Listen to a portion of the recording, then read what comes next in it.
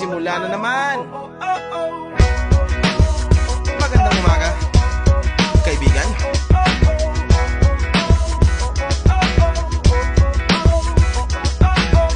Eto na naman tayo bago simula. Huminga ng malalim, alisin ang kaba. Tapos na ang kahapon, pwede na yan itapon. Huwag lang ang mga araw, dapat yan ang ibaon. Katulong mo sa panibagong hamon. May paparating na bagong araw. Pwede kang lamunin o pwede mong sabayan. Yung araw na kahapon, pwede kanyang gabayan.